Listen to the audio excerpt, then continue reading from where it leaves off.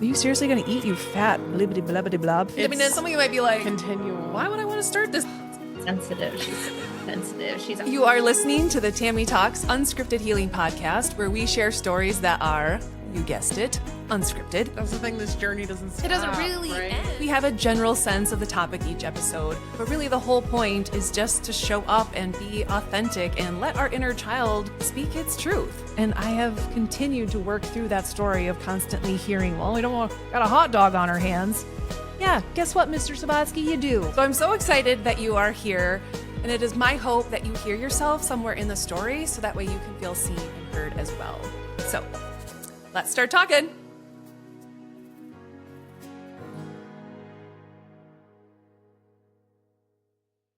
Welcome to the unscripted. Whoa, I didn't get my name right. Who are you? I don't know today. When you talked about being a hot mess express when you came on, I was like, I just stopped crying an hour ago. And I didn't even have a good rhyme or reason. I mean, I did, but it was a very healing, cleansing kind of cry. Like so I feel you. Love The it. fact that I'm here and somewhat look presentable is a small miracle. But anyway, let me try to get this name right. Welcome to the Tami Talks Unscripted Healing Podcast. I am here with returning guest from episode number 7. Number 7, one of the OGs, my dear, dear friend, soul sister, just amazing human, beautiful soul, Karen. And we've been working together since the fall of 2021, I think is when we started. You did Fiercely Focused in 2021. No. Yeah. Yeah. And then you did Nutrition for the Soul. And then we worked privately together. And then you went on the retreat in Sedona. And here we are.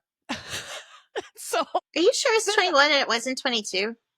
I'm pretty sure. No, I know that to be a fact, actually, because I stopped running Fiercely Focused that year. I started. Yeah.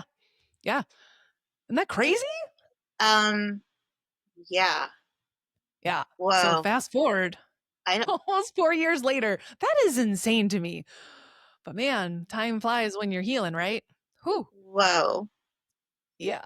Wow. Oh, Yeah. I love that. For those of you that don't know Karen, that is her signature. Whoa. Like Is it? it is. Oh my gosh, absolutely. That is your signature. Whoa. When she has a download or something that hits you, that's the phrase, that's the word. And so I always think of you when I hear that. It could be. But- The words could be a lot worse. Right? We're unscripted over here, unfiltered, as most people know. Oh, but this episode came about because we were going to schedule some one-on-one time together anyway, and I again threw it out there to her, like, well, or we could turn it into a podcast, because I know that what Karen is going through is something that so many people listening can relate to. Life changes, career changes, what the is happening, but also I feel so guided, and there's so much happening and that has happened for you, especially since we recorded that first episode over a year ago. Holy buckets. But especially in these last few months, the things that have come up for you. And so she is seizing the opportunity to do really what I firmly believe she is meant to do, which is to share her story. And if I can be of any service to give her a platform to do that, here we are. So welcome, Karen, for the second time. Thank you. Yeah, if you had told me then what's going on now, I'd be going on. Yeah. Well, I would have believed you. Sort of. I would not have been able to wrap my head around it. And by the way, yes, I have tissues. Tissues. I should grab some. Yeah, it's been crazy. The roller coaster of emotion I've been on, just literally in the last, I don't know, 60 hours since Thursday night. I thought we were talking like when you first found out about this stuff, but no. Yeah. Like, you don't even know. So Tami gets these insane texts from me that are me journaling, because I figure, it'll save us time when we actually talk, because I just spill. So my texts are like I talk. They're like, and that's even an attempt to be succinct, believe it or not. You only know because I've been sending you some text messages. Yeah. And if I were to look back at the last few weeks, I think I probably look a little nuts. It's been worse in the last 2.5 days. I still want to talk through it, but I think I'm in a good space right this second. My energy Yeah. is I could good tell that. because I took care of my spiritual self today and I went to church and I talked to a friend. When a friend asked me at church, "How are you?" Mm. Even though we were going to be on stage doing announcements in like 10 minutes together, I looked at her and said, "I care about you too much to just do that. I'm fine. I'm not Oh, okay." I love that. I've never heard anyone say it like that.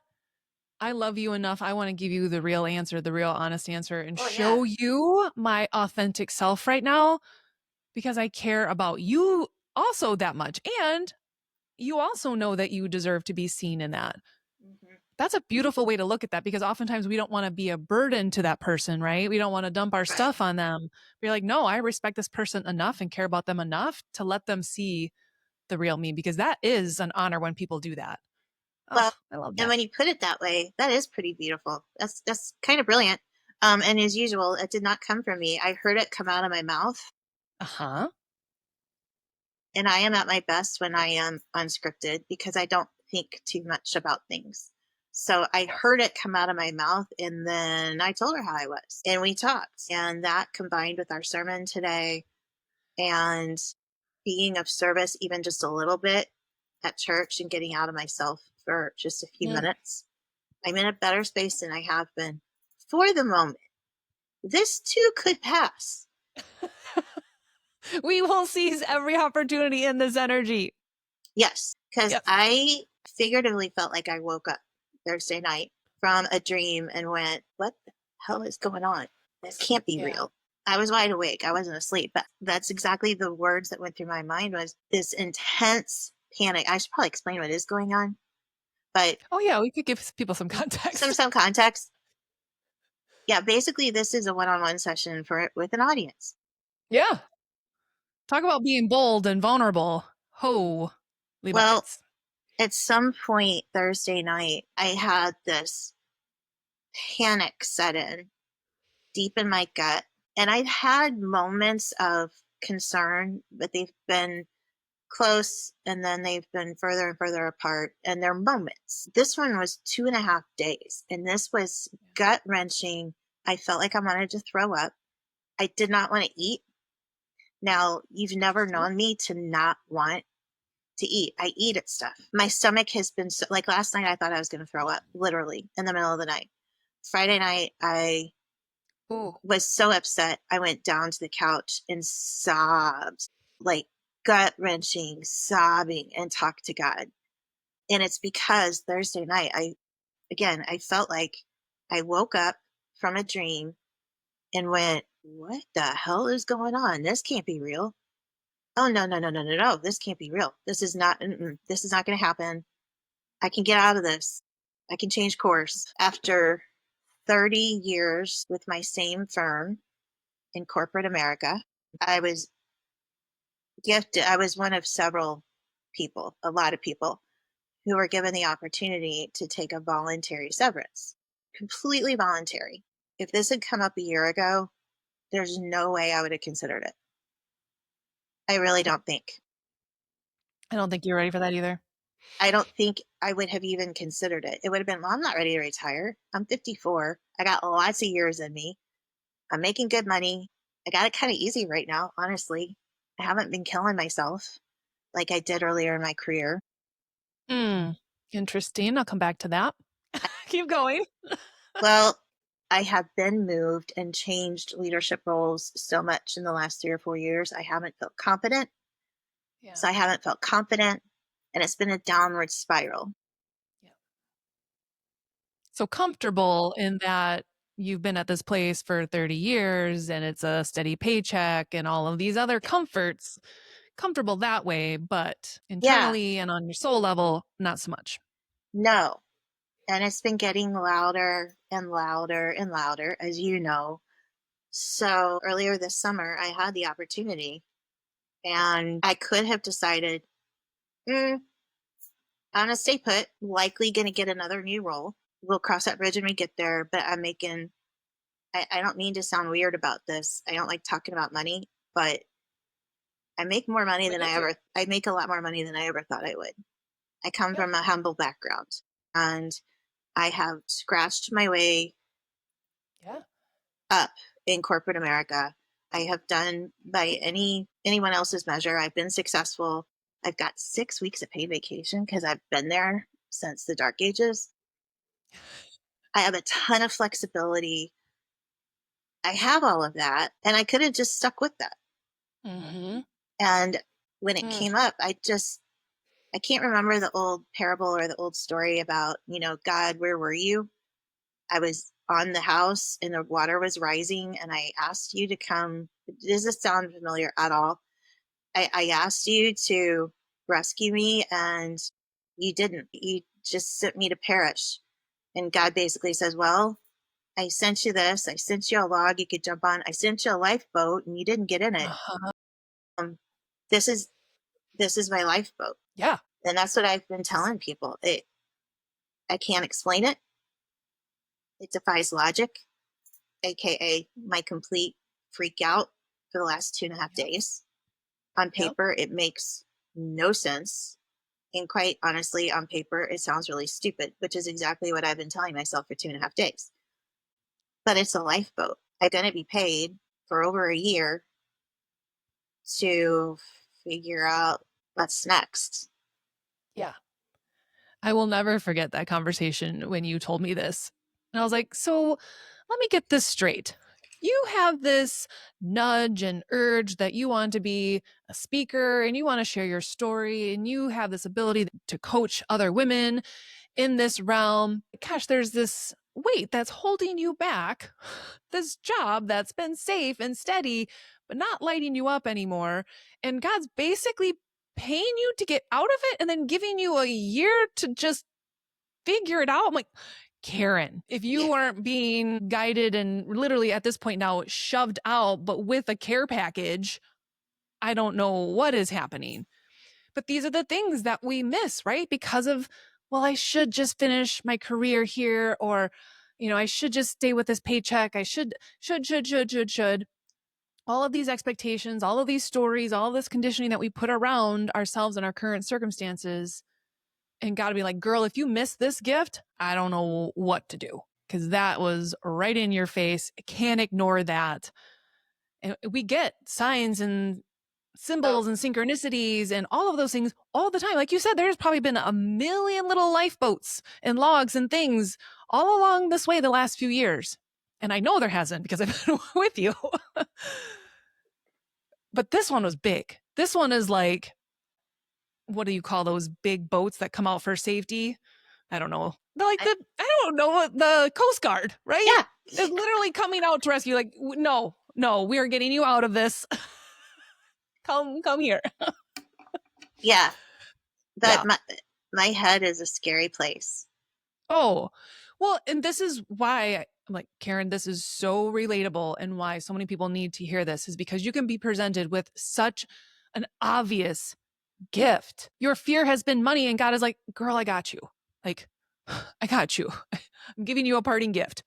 Who does it happen? Most people get fired and they're like, well, figure it out. But little do you know, this was a gift in a very painful package, a very stressful package. And God's like, I cannot have you miss this. Your purpose is way too big for you to miss this one. So I will gift you this, but you better seize it. And that is what this has felt like. But yeah, ego is going to freak the you know what out when you're literally excavating 30 years of existence. And like I said, I made this decision about 60 days ago, and just 2 weeks ago found out when my actual last day is going to be actually working. And that's like 6 months from now. So yeah, I kind of have like another year and a half of it. But I've had moments of, my gosh, what have I done? But it wasn't at my core. It was superficial enough that I could fairly quickly, okay, I feel this in my bones. I feel this is God providing for me. And I've been okay. Thursday night, I had a good friend to point out, I think there were some obvious triggers in front of me that I did not catch. This is why we have a tribe, right?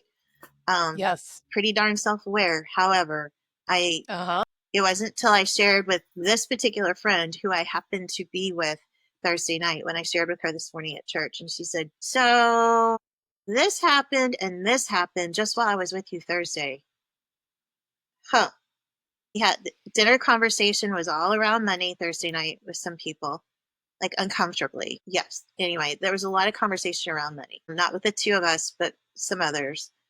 And then I happened to run into a coworker in the ladies' room, and I've been meaning to ask her. She's also someone who's been with our firm a long time. And I asked her, I said, so are you taking the deal? Are you going to take the severance? And she said, no, I'm going to roll the dice and I'm going to stick it out. What I hadn't thought about is that those two things combined fed into, call it ego, call it not God, call it evil one, call it ego, call it whatever you want.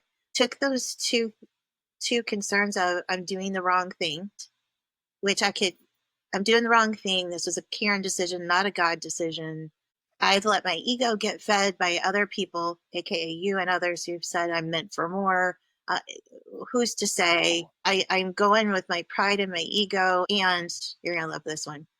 This is really selfish because I know you're gonna love this. So Friday night, I was bawling my eyes out in the middle of the night, feeling like, oh my gosh, did I make this decision?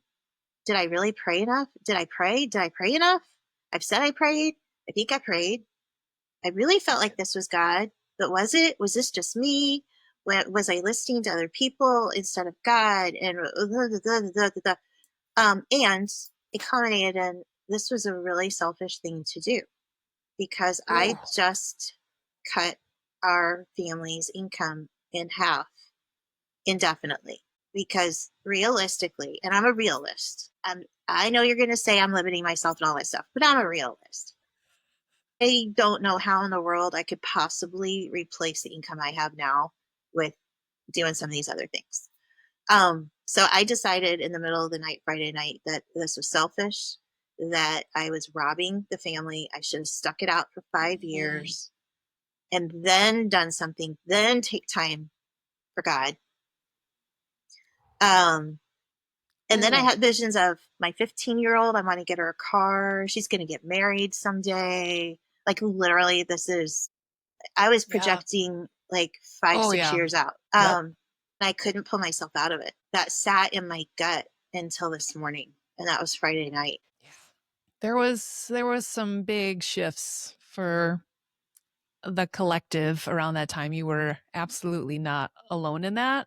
Really? And it's so, oh yeah. I mean, I don't know when No, we I hit want to know record, but I want to know what's going on with you too. oh, just a huge major life It's a little change and thing. things. But no, it was very, very much in the energy of coming into what some would know as this Lionsgate portal, which is this huge portal in August. And it started at the beginning of last week. And that intensifies. And it is like if you were going into this portal, nothing that doesn't serve you is coming with you.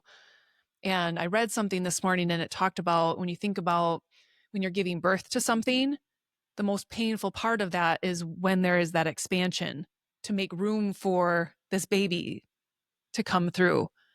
And I was like, oh my gosh, that's exactly what you experienced these last few days was like this most painful part before this final push to give birth to this idea, this dream, this goal. And it's oftentimes, and I know this to be so true because you witnessed me in this so many times when I would have these breakdowns, but it would always lead to the next breakthrough. And that's what kept me going through a lot of those is knowing like, I know there's something good on the other side of this. And it's so hard in those moments when you're spiraling and feel like you can't pull yourself out of it. And ego is just like driving this bus and was like, oh, I got the steering wheel now. I'm going to throw all the fears, all the projections, everything. And it's so interesting. And ego is so good. Because again, from the most loving place with the best of intentions, it does feel that what you knew is what was safe. Yeah. And its primary goal is to keep little Karen safe, who didn't grow up with all the things, with all the money, with all the safety, really none of that. So here it sees you about ready to toss it all away and be like, whoa, whoa, whoa, whoa, whoa. We have worked way too hard to get here to be playing in this role with these masks. Like, we are professionals at this. What are you doing trying to rip up the script? So yeah, ego is going to freak the F out. And that's what happened. But when you can find your center, because what I find so interesting, and this happens all the time, this has happened to me a million times on this journey, and who's to say that still won't rear its head. And I had this conversation with a friend too, at the gym, who's kind of going through some of this stuff. Is it's so interesting that ego won't even let us entertain the idea that you could actually make more when you are operating in your gifts, when you are serving God and following that mission, that you would actually make more, that he would actually bring more abundance to you and your family. But nope, I'm going to make half the income. I'm going to screw my family. My daughter's never going to get a car. Or you've seen, we're just not in the world. We haven't immersed ourselves in the world of what is possible for speakers, for coaches. That's true. Tony Robbins I'm pretty sure he's not. Yes, I am the next Tony Robbins. There you go. No, because seriously, Friday night in the middle of the night, my head kicked in, and I was literally doing the math in my head, and I won't bore you with it, on, okay, if I coach, so I'm still back, and now I'm back in the if mode. If I coach, whatever kind of coaching it is, executive coaching, whatever, if I charge this much, how many clients, like literally I was thinking through, how many clients do I need to have? How often do I rotate them? Yeah. How many do I meet with a week? How much of it? Like, I did all of the math to figure out, well, that's not much. Right. Uh-oh. If I were sitting right next to good old God, I think he'd be like, yeah, no, I don't need you to do that. I need you to continue to trust me that I'm going to provide for you. But you are trying to control all of this. And that is not how this works. This is called surrender. It's hard. And it is hard. It is so hard. And I am finding it is happening with people who have a very tight relationship with God. And this is that final test, is like, hey, I know you believe in me. Do you trust me? Do you trust me enough to surrender? Yeah. And that is challenging a lot of people who have a really strong faith in God. Like, I believe that you have faith in me. This is that test. Like, really, because if you do, you trust me. You trust that I will provide for you. You trust that if I'm bringing you these things and these opportunities or these obstacles where it's like, I'm trying to help guide you out of this thing. If you trust that I'm doing all of this for a reason, to orchestrate this opportunity for you, why wouldn't you think I would provide for you too? And I'm locking into that as well. And yeah, I'm waiting patiently over here, but I have to believe that. I'm like, I know I'm not going through all of this for nothing. And what's so interesting to me is you like, this is so selfish to do this to my family. But if you have a calling as big as I know that you have, it is selfish not to, because there are a million people who could benefit from your story. There are a million women more that would benefit greatly and find healing in your story, but you want to keep it all locked up because we need to keep our family financially safe. And that's what your ego has told you. Yeah. And God's like, whoa, whoa, whoa, whoa, whoa. No, it is actually selfish for you to not do this because you got people to serve out there. And I am calling you to serve. And I'm still not like 100% there. But it's okay. Because, like I said, my ego kicks in. Yeah. But when you set that aside, I know that you know it. Like you said, within your soul, within your bones, there's always been something more for you. You've known that the story that you have wasn't just given to you just because. No. I know you know that. I do know that.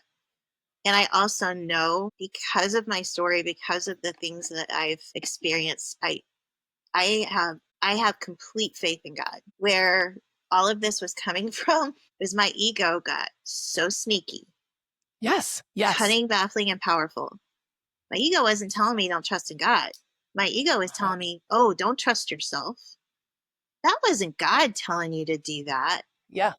That was your own ego. You think you want to be on stage. You think you want to be the center of attention. You think you want to go out and have fun and do fun stuff. Oh, no, no, no, no. That came from you. That didn't come from God. Yeah. Oh, I know. Ego is very, very sly. And I mentioned this on a couple weeks ago on the podcast, how when I rush in to figure out, whoa, how is this happening for me? And I find the lesson in it right away. And in many ways, that was allowing me to find those things. And they were all true and real, but it was bypassing the fact that I really, truly needed to feel this. Because if I figured it out, I could skip the feeling part. I would feel it, but not feel it. And just like you this morning, I felt it. Like I felt all of it. Like, and it wouldn't stop. My kids are both like, Mom, are you okay? I'm like, yep, just processing. I wasn't going to hide it. And I'm like, there's a lot of emotion, a lot of things coming through, and it's coming through in tears, and it's okay. And they both, gave me a hug and allowed them to be empathetic and show compassion, but also to see this is what moving through emotion looks like. I didn't need a direct, reason to be mad or sad or whatever. It was everything. And I just needed to feel the accumulation of the things that maybe I haven't truly allowed myself to feel at the depth of what I needed to. I get Because that. ego is sly and ego is trying to protect me from that. When really, once I felt that this morning, was just like, it was like a beautiful release. Like I was coming home to myself. And it was like keeping me from that. I'm like, whoa, whoa, whoa, no. So I'm glad that you allowed yourself to feel that and know that's a testament to the work that you have done, is that you were able to pick that up and like, oh, that might have been ego being a really sly ego. Like, Oh, and you've yeah. always been good at that. I will never forget in Fiercely Focused when you said your ego sounded like a very comforting, nurturing, oh, just have the cookie, or it's been a rough day. And I was like, oh, I didn't even think the ego could sound like that, because I was Yeah. so used to ego beating me up and saying horrible things like, oh, you're fat, you're this, you're that. I never even thought of it coming across as this nurturing, loving, just have the extra, whatever. Well-intended big sister. Yes, you are really good at being able to like, hold up. Wait a second.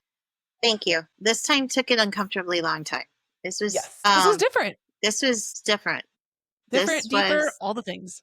It's my gut. I can't really explain it. You probably have some kind of explanation for it. It was all the power, all of the negative energy, all of the this ain't right was sitting right in my stomach, turning over and over and over and over again. Which is interesting, knowing where your solar plexus is, which is all about your personal power, your worthiness, the self-esteem. And if that was in question, no wonder that solar plexus was like Yeah. going through some shifts there. And my stomach's still not 100%, but I've gone from, yeah, holy crap, I need to go to the office tomorrow and go find a different job at the firm. I can work all this out. I can make this happen. To, okay, all right, God, you got me. My committee in my head, my ego, my committee is really powerful. The other thing I love about this, and I wanted to mention this when you first said it, but you kind of brought it back up about your stomach and that you didn't have an appetite. Just like when we are sick, our bodies are so smart. Our soul, our body, inner child, like they're all teaming up too. So you got this committee, like you said, in your head, but you also have another committee. And they were like, nope, she needs to feel this. Just like, again, when you're sick, your appetite dies off so your body can heal. It uses all that energy that you normally would have been using for digestion to heal itself. And in this case, was like, no, cut off that appetite because she needs to feel this. We are not numbing this with food this time. We are not numbing this. She needs to feel this. She needs to sit in this. She needs to work through this. And we are not, food is not going to be an option for her. Whoa. Okay, I just did it. I do that. I hadn't thought about it that way. I just kept That's your thinking other about, committee working for you. I just was thinking about how different it is.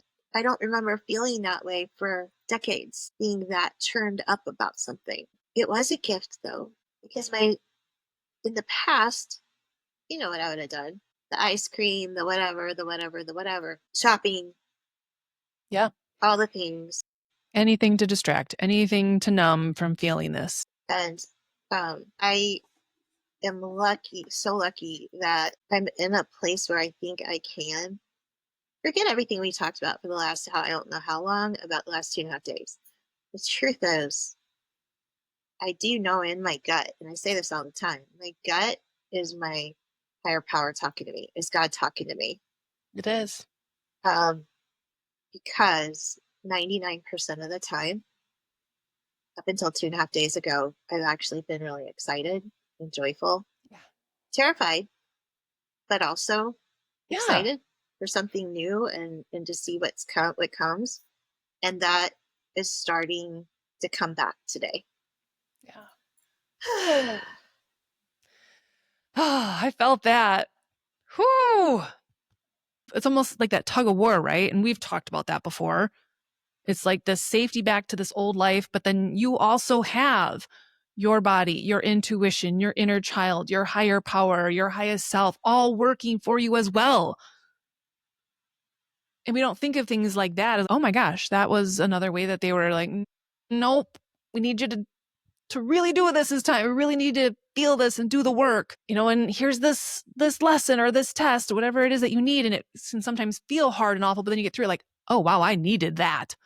And that has happened to you a million times as well, where something would happen and then we would connect and you would be able to have those whoa moments where you made the connection of like, that's why that happened. Wow. And you can see how that was all divinely orchestrated for you to get that little gift out of it, to learn that little lesson, to propel you forward. But you recognize the dance now. The dance is really more of the tug of war where ego's like, no, safety's here. And they're like, no, it's not.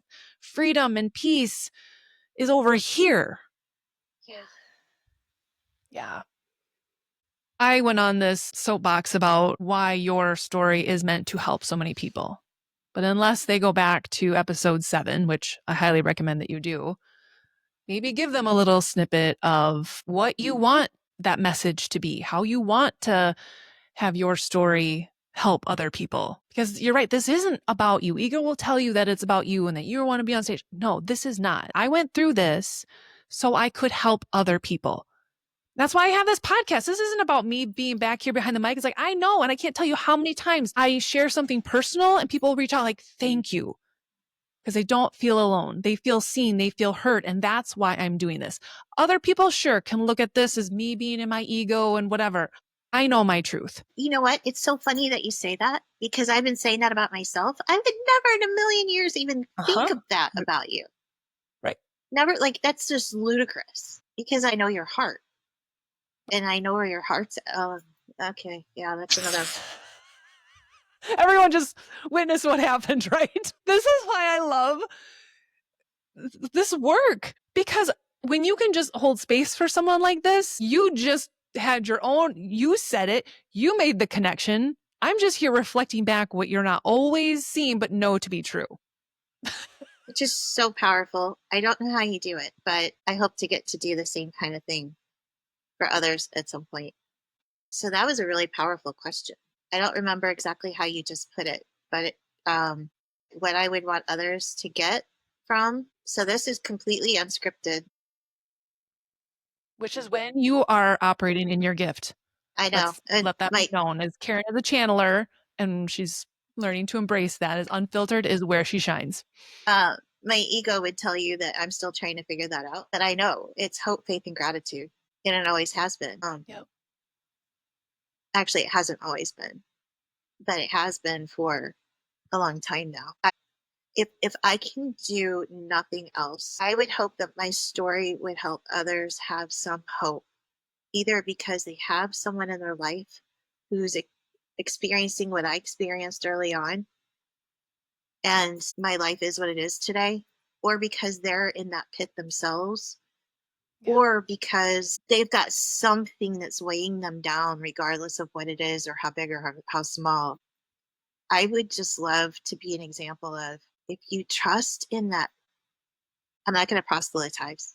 However, if you seek God with the sincere and open heart, and you have some kind of hope that things can be different and that you're not in charge, you don't create all your own success, and you also don't create all your own mess. God's got you in the palm of his hand, and it can be different. And if you're just open, you can see the God things happen around you.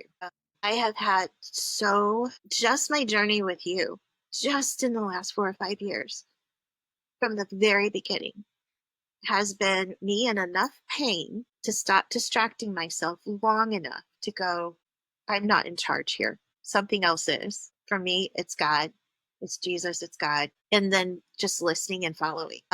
And the first time that happened was when I woke up in jail, more than 2.5 decades ago. And it's happened many times since then. But with you, it was me hitting a physical bottom. I know you remember this. I had I been do. to New York with my girlfriends, and I had been doing a lot of walking, and I literally did something to my foot, and I had to literally hobble home from New York by myself because I didn't want to wait for them. I wanted to just get home as fast as I could. There was a lot of shame in that whole I could story. barely walk through it was bad. And I hit such a physical bottom that I felt desperate. And that's where so many wonderful things can happen. Because I'm pig-headed. It clearly takes a lot for me to say, I don't think this is working, so let's go do something else. Like, yeah, it takes a lot. And in that case, it took me having a lot of physical pain and shame. And I got on Facebook. I'm going to share this because I just think it's so powerful. And this is what I mean by God thing. I was on Facebook, and I normally ignore the stuff that's not from my friends. And there was a post from someone that was having a hard time. I don't know this person. It was some group. Actually, I know what group it was. It was a group. And I actually paused long enough to start to read what this woman was posting. And I kept reading and thinking, oh my gosh, that's how I feel. Just this complete sense of hopelessness. And I don't know how to get out of this physical state that I'm in, which by the way, I'm still in, but just this complete sense of helplessness and hopelessness. And a friend of yours had responded, if you're serious about, it was something along the lines of, if you're serious about doing something different, let me know. So I didn't know the woman who posted it. I didn't know much about the group, and I didn't know the woman who said, if you're serious, reach out. So what did I do? Something told me, reach out to her, and I did it. I did not wait. I did not wait till the next day. I did it right away before my ego in my head could kick in and tell me, what the heck are you doing? And I reached out to her, and she said, I know somebody you should talk to. And I talked to you. And I think it was within 24 hours, you and I had our first session set up. Yep. That just reminded me of that conversation and that connection that we made about the car. Ooh. Yeah. So I'm right back in the middle of a day-to-day basis listening for those God things. Because you're right. They are all around us. They are all around us. Constant. But it's easy for me to not see them when I'm distracting myself with things I love to distract myself with. A new lipstick, a new something, sugar, time on my phone. That's another new one. That's fun. Yeah, there's a lot of people that get caught in that one, myself When I'm included. quiet, I can, what? I said myself included. I'm not like Huh. you people out there on your phones like, hey, Yeah, it's an easy one to get sucked into. hope, faith, and gratitude. If I can have the life that I have today coming from where I came from, it's not perfect. And obviously, right smack dab in the middle of, hey, God, it would be really awesome if you showed me exactly what it is I'm supposed to do now. Because Yeah. I'm still questioning it. So yeah, God, yeah, come on. My last day is in like 6 months, so let's get with it. Right. I'm still struggling with my physical self, but I haven't even told you this. I can buckle down and lose weight. I've done it so many times. Yep. So yeah, I almost don't even want to say this out loud. And I know you knew this was going to happen. The more I'm shifting into letting go of of my work and my career and that financial security, and the more I'm relying, really, really, really relying on God and surrendering and saying, how can I be of service? I'm doing less and less and less. Ice cream stops, and like I'm just not craving it anymore most of the time. And that's been a really big shift I've noticed in the last few weeks. I love that you brought that up, because we hear all the time, like, oh, if you're craving this, it must mean you're low in this, nutrient or whatever. I'm going to take that a big old step further and say that when we're craving something, oftentimes it could be your soul. Like, I am craving something that enriches us. I am craving for us to step into something purposeful and pursue our gifts and our dreams. Like, I am craving something real. And when you are starting to take steps towards that, this false sense of craving that we had before for these superficial things fades away. You're looking at that exact same thing. I was an emotional binge eater for a good portion of my life. And for that to just kind of dissolve, I mean, obviously, like, I did a lot of work, but it was just, I haven't drank in 3 years. I just didn't care to. It wasn't that I had to make a decision. I didn't have a desire to anymore. And with certain foods, like, it doesn't bother me anymore. People are like, oh, you don't eat this. I'm like, I don't care to. When you start literally purifying yourself on a cellular level, on a spiritual level, these things that actually poison that, your soul rejects it. Like, no, I can't have you been putting poison in this. We got work to do. This is a purification process here. Okay. And it's a process. And it's never It ending. is. Yeah. Which can sound daunting, but it's not. It's actually really exciting. Yeah. I'm never a, right. It's like, what's next? Yeah. I'm always a work in progress. Same. I'm never done. I don't think any of us ever are. I think if we ever feel done, there's a problem. Right. Well, and I think part of this too is understanding that some of this is going to come in phases and stages. And right now you're doing some real deep spiritual and emotional work, and it's obviously impacting your physical body, but that is going to trickle over and make that part easier, because you're going to feel like you're grounded in what you want to put in your body and nourish your body. And then you'll get really clear on when you revert back, like, whoa, that actually didn't feel good, not only physically, but just like on a spiritual level. Like, that didn't feel good to do that to myself, to put that in my body. And I know you know that. We haven't talked about why you were thrown in jail, that part of the story, but I know you know what that feels like. And I can no longer do that to myself, to my soul. And that's why when I went through this whole rebrand, I'm like, I just can't be the dietitian giving people meal plans. Is like, if we can actually heal this wound and do this work, you'll find that the nutrition and the physical activity and all of those things actually become easier. Yeah. But we try to put the cart before the horse, and we're ignoring the fact that your inner child is wanting your attention, your soul is wanting your attention, God is wanting your attention, and we are just ignoring it and distracting it with the food and the things but when you allow yourself to get quiet and get present, again, those distractions start to fade away, because you're actually listening now and taking big, massive, bold steps. Even the fact now you are, right? You making that decision was big and bold, but I know people, and I've had conversations even just recently where they're starting to get that inkling and that nudge. I'm like, just allow yourself to entertain it.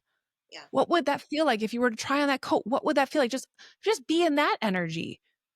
Doesn't mean you have to go quit your job tomorrow, but be in the energy of what's the best case scenario. Can we let ourselves entertain that for a second? Because it's real easy to get caught up in the worst case scenario. You just went there. But if you allowed yourself to be like, I'm going to be the next Tony Robbins, or I'm going to be the next Mel Robbins of inner child work. If I really, truly let myself entertain that, why am I over here worried about money?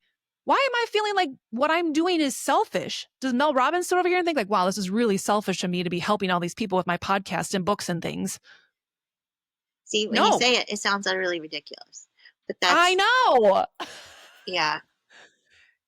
Because she's serving millions of people. She helped her family out of huge debt. Yep. So if she would have said that exact same thing, well, this is selfish, you're putting your family at risk and da-da-da-da-da, why can't that be you? Why can't that be me? And I know both of our egos have had a pretty strong role of protecting our inner child. Oh. And it's like, that's who we need to have the conversations with and sit with and allow them to feel safe, and our nervous system feels safe in what it would be like to be the Tony Robbins of what you want to share. For me to be the Mel Robbins of, isn't that funny? We're Tony and Mel over here. That's very funny. We're going to play this back someday. Like, remember when? I get so fired up when I think about all of the God moments that have happened Yes. way back in the beginning, but it's so powerful that I almost don't even know how to articulate it, if that makes any sense. I want everybody to feel Yes. that. I want everybody to feel like My life. and I'm doing it right now in seemingly little things like, okay, I reached out to your friend on Facebook. I just did that was not me going, okay, I'm not fulfilled in my career. I'm horribly overweight and let's quit my job and drop 100 pounds overnight. It was just one reach out on Facebook. Yes. And then the next step was talking to you. And who knows what I'm going through right now feels really big right now. Who knows? In the years to come, I know I'll be able to look back and say, I know I was being guided and I know God wasn't going to drop me. And I know that. I know you know this. I really feel strongly like our egos protect us because they have to sometimes. Yeah. Yeah. But my ego doesn't have to protect little Karen anymore. And I cannot tell you how many times I have come back to that image in Sedona. You know the one I'm going to mention. Mm-hmm. I cannot tell you how many times in the last several weeks I have remembered I was on the mountainside by myself being quiet in Sedona with you and the ladies, and I had this visceral, like physical reaction to baby Karen, not little Karen, but baby Karen from the womb came swooping in on the wind in a very loving, gentle way and was here for the first time. And I can't tell you how many times in the last several weeks I've thought, okay, little K, I got you.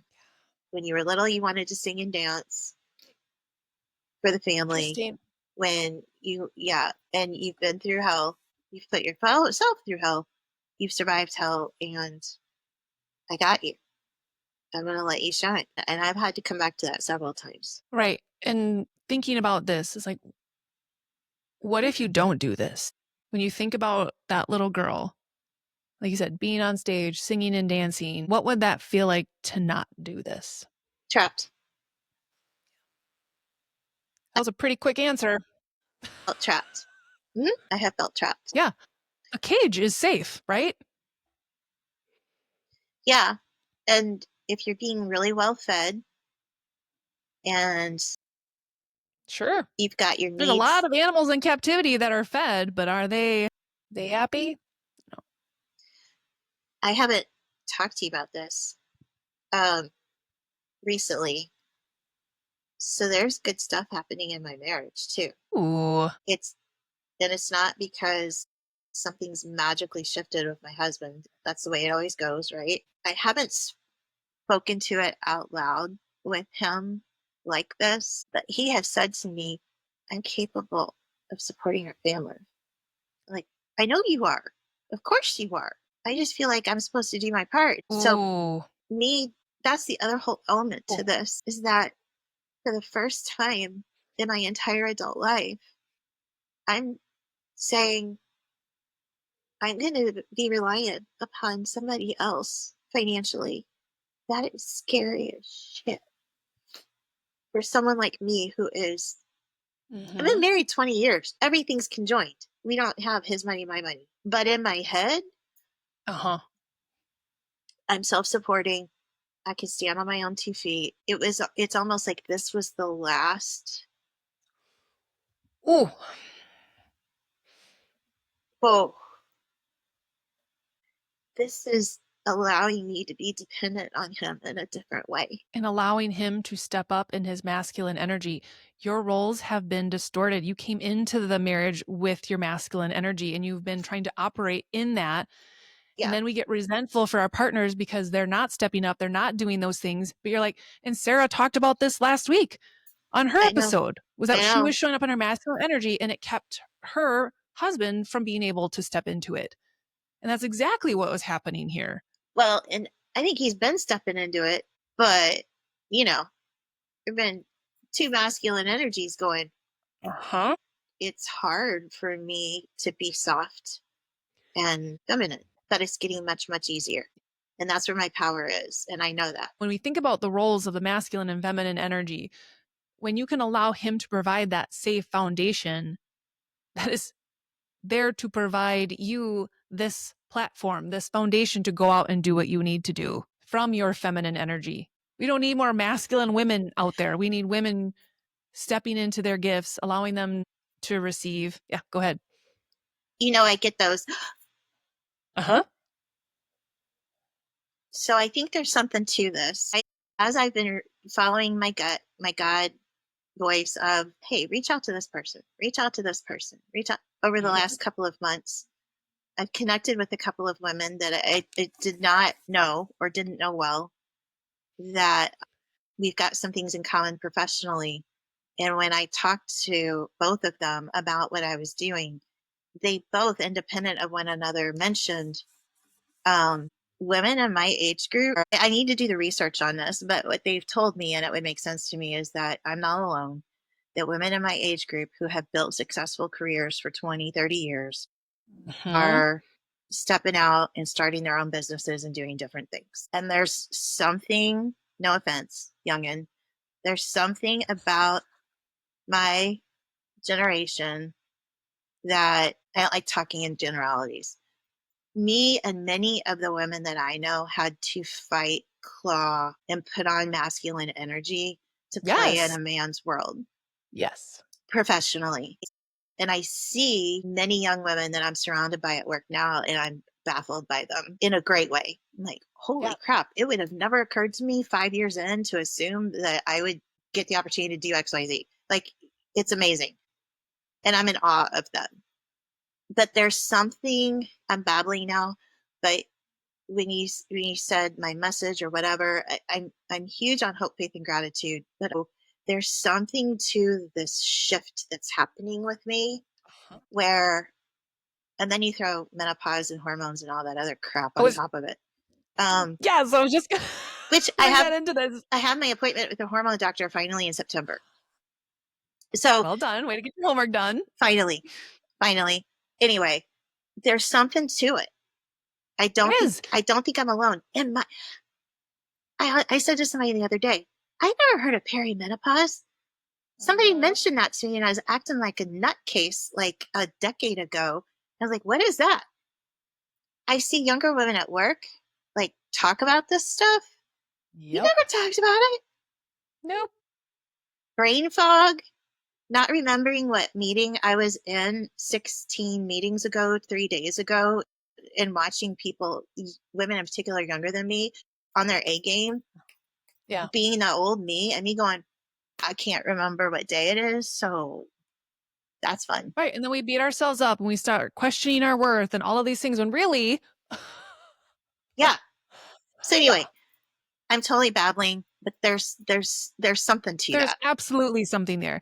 And I love that you brought this up, and I was getting all excited where you were going with this and bringing up the whole menopause thing, is that the whole concept around that, I feel like, has just been distorted for so many years. And again, not educated. And it feels like, oh, well, this is it. We're like washed up, or we're done in our careers or whatever. Like, this is just the beginning. And you can see it like that.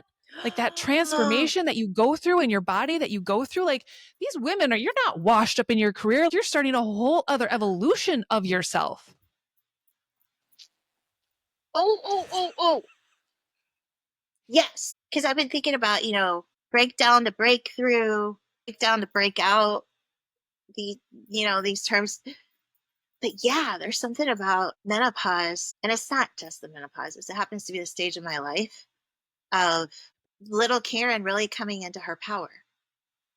Yes, it is a huge shift in your life where it's meant to shake things up. And when you can see it as that versus like all these things that are happening to me and menopause, versus seeing it as something like this beautiful, empowering moment, this rebirth of who you were always meant to be because you had to put on these masks, because you had to operate this way, because we were the people pleasers and fixers. I feel like you get to the stage in your life, you're like, fuck it. I want to be who I am always meant to be. I don't care what anyone thinks about me anymore. It is no coincidence that women seem to go through that phase.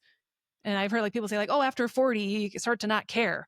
And I believe that. Like Yeah. I witnessed that where like things that For I me, it used was to be so 50, but consumed with. Yeah. It's a different evolution of that, but we absolutely need women at the forefront of that and be like, it's safe. Put your guard down, put the mask down, step out of your masculine energy.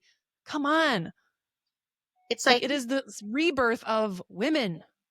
so here's the term that just went through my head. We'll see how this lands. It's going from the change, like how often, like, oh, it's the change, to the chrysalis. Ooh. Ooh. It's, yeah, Yep. that's really what it is. It is. See, all of that gunk in my gut, sorry for the poor use of words, but yeah, I feel so much better now. Oh my gosh. Clearing conversations. I can't believe we did a one-on-one. Actually, I can totally believe it. Yeah, I I know. was, If anyone was going to be up for it, it would be you. I was gonna say I was gonna say I can't believe that we did a one-on-one session like on camera, but no, I can't believe it. It feels incredibly right, actually. Yeah. When you sent that this morning, it feels right to do the podcast. I was like, yes. Because this is about owning your story, which you're going to have to do if you're going to be on stage and sharing your story. So, what better place to practice on little old Tammy Talks podcast? Truly, this right here is why, really, the reason I started this podcast was because of conversations I had with people like you and really you. Because I'd be like, gosh, people need to hear these things. People need to see this. They need to witness when she says, whoa, when she makes those connections. I wanted people to have an inside behind the scenes look at that and to see, because you could even tell people watch this back and for you to watch this back when your ego was talking versus when your soul was speaking, and completely different energy, completely different tone in your voice. You start to pick up on those things and you hear it in yourself. And you did. You absolutely even caught yourself and like, whoa, I just said that. Whoa, I just created that own aha moment myself. Like to be able to see it back. And like I said, I'm literally just your mirror. And it just so happens that we're side by side. And so you can actually see yourself. I wish I was next to you. Yeah. Well, I'm going to see this moment of us both being on stage together someday. Because again, it's so beautiful to me that, to think that almost 4 years ago, you reached out about nutrition. And here we are having a conversation like this. That is the power of following your intuition, is you had no idea why you were coming to connect with someone like me who was also going on my own journey, and how many other people, like you said, I'm just one example. You have so many other examples, and they're going to keep happening the more you're open to it. And I know you and I have had this conversation before, is that control. And when we try to figure everything out ourselves and we control it, your hands are closed. And God's like, girl, I need you to open your hands. Yeah. I will give you the answers. I will show you the how, the people, the resources. You got to open your hands though. I just gotta show up. I just gotta show up and keep an open mind and an open head. Open heart. Well, I was actually gonna say I need to turn my head off to a larger degree. My head starts I doing wish. things like calculating revenues in the middle of the night for a business that I haven't started. Whoa. Well, and I think that at some point, that's where your masculine energy can be beneficial, and you can use that is to Yeah. figure out some of those more like, okay, I do have to be realistic, yes, but right now I might need my feminine to be leading this. My masculine has helped me create a safe enough foundation financially to be able to step into my feminine and let my husband be the leader in this, to allow myself to receive support from him so I can receive the guidance, the downloads, and then I can go serve. But if you're skipping that part because you're still wrapped up in your masculine energy, it's like you're delaying the process. Yeah. I'm in this interesting spot right now where you will continue to hear from me because I'm going to still keep working, engaged in the chaos that is my firm right now, that shall remain nameless, for another 6 months, while at the same time attempting on a day-to-day basis to turn things over to God and surrender my next steps. And those two dualities are not easy. Right. And I think you have noticed too, when we lose sight of that, of, okay, I know these things now, but when I start to revert back to the comfortable and the norm, things start to go awry, right?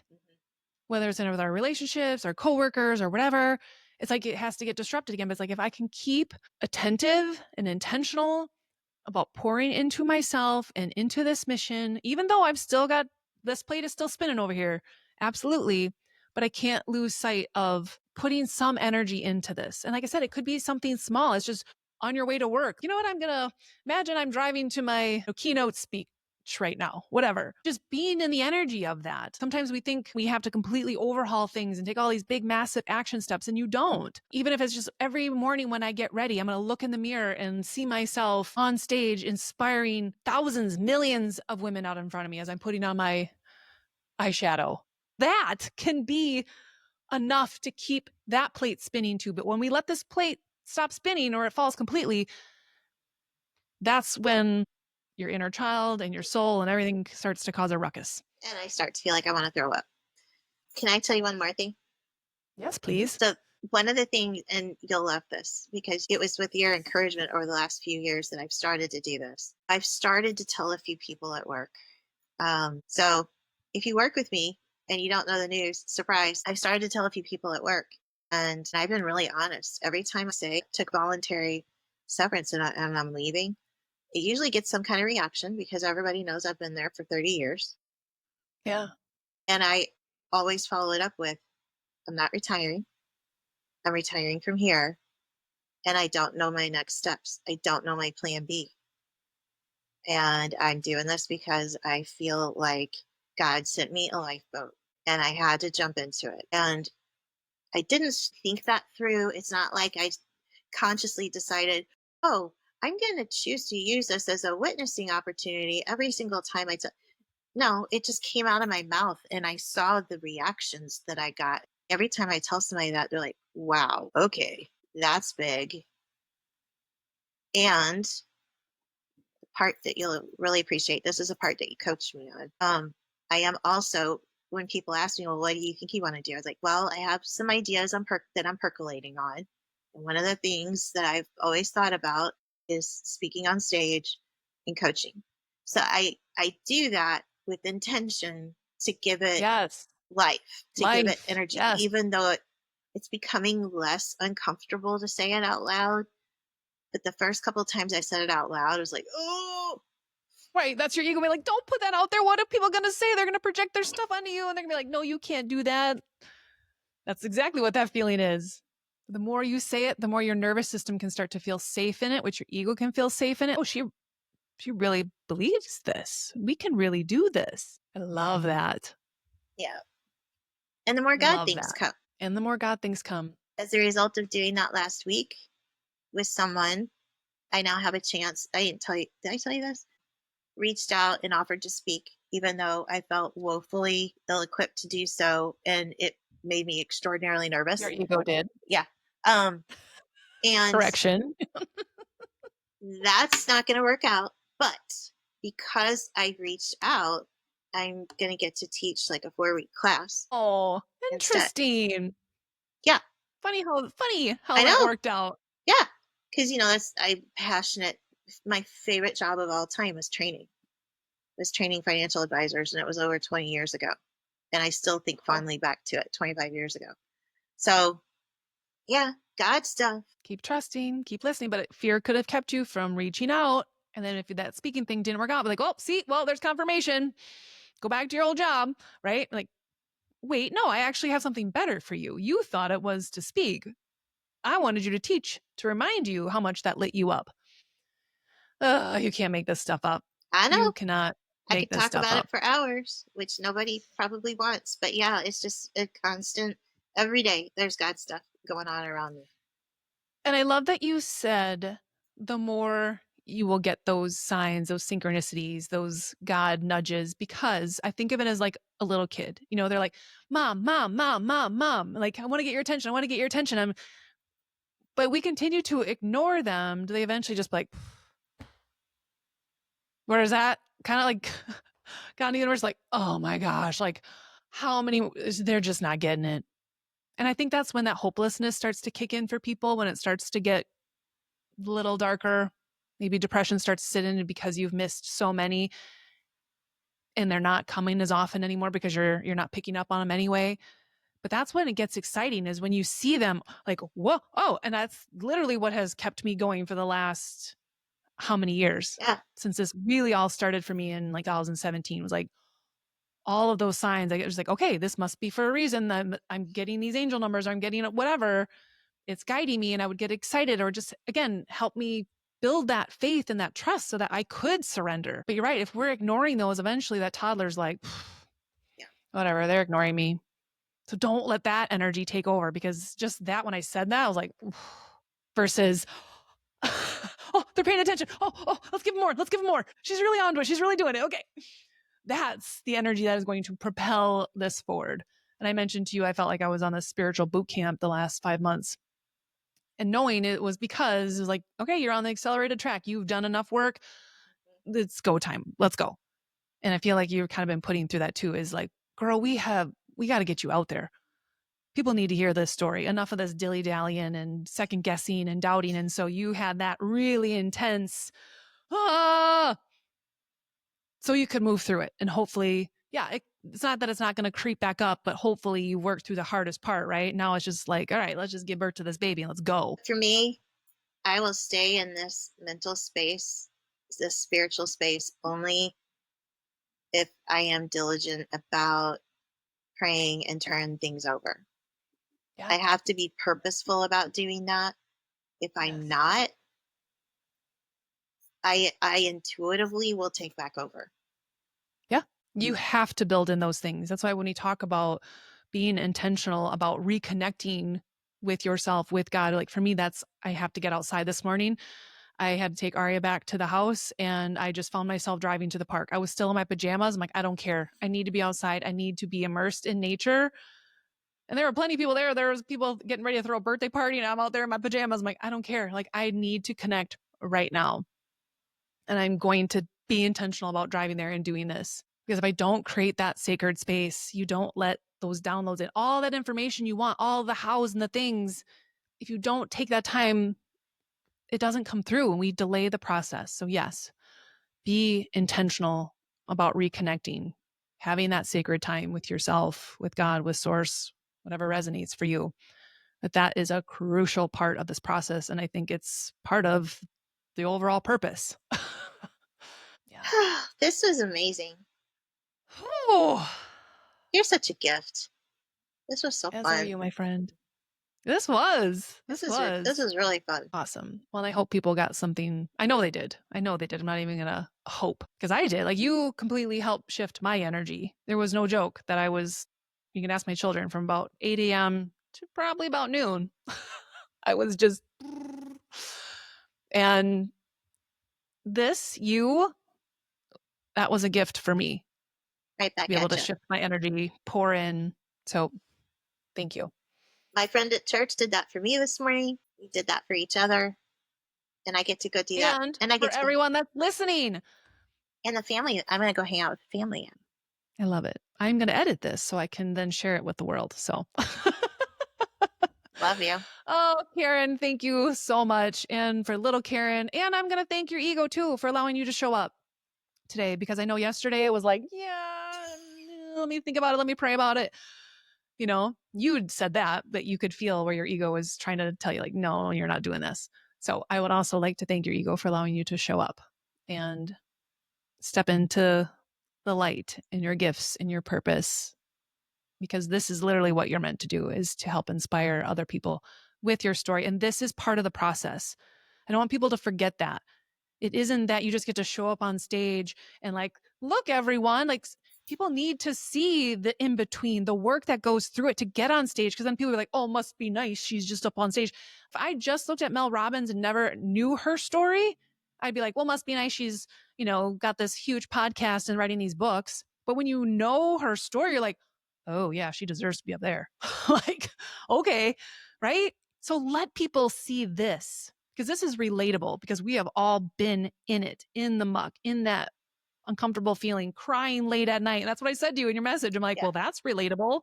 Crying in the middle of the night. What woman hasn't done that? Or even man, just stirring in their emotions. What should I do?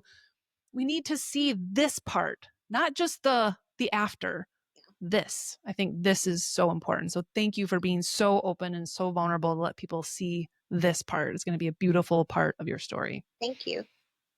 Yes. Thank you. Love Thank you. you. Love you. Any parting words that you want to share? Anyone who's not experiencing it, I just wish I had adequate words to explain how awesome it is and how overwhelmingly grateful I am for these constant nudges from God, to the point where every day is an adventure. Ooh, okay, let's see where this goes. It's just amazing. It's just amazing. So pay attention. Yeah. Pay attention. Create And know quiet that space. even sometimes being asked to leave or receiving that severance could be, oh, this could be a gift. This could be a life wrap versus, oh, they don't want me anymore. They're trying to push me out, right? To see it truly as a gift, because that was not what was happening. But your ego could have went down and created a million stories about that. You saw it for what it was. God's like, thank you for not missing that. Thank you. And now what you're going to be able to do with that is just, so thank you for paying attention to the nudges and acting upon them. It's one thing, notice them. It's another to take inspired action. And you're doing that. I'm trying. So, One day at a well, time. thank you. Well, this is not the last you have heard from Karen, for sure. We will absolutely have her back on. Because again, you're looking at the Tony and Mel Robbins of whatever we're going to do right here. So you all got to witness it. You'll be like, remember when? Oh, I love it. Thank you so much. Again, thank you, little Karen, and your ego and all the parts of you that are so beautiful. Thank you. All right. As always, please like, comment, share this with other people, not just women. There are men that need to hear this too, to help inspire people to get this message out there, to trust in our higher power, to take those risks, to pay attention to those nudges, all of the nuggets. And if there was something that resonated, let us know so we can keep generating energy around this. So, all right. Until next week, we'll see you back. Thanks for tuning in.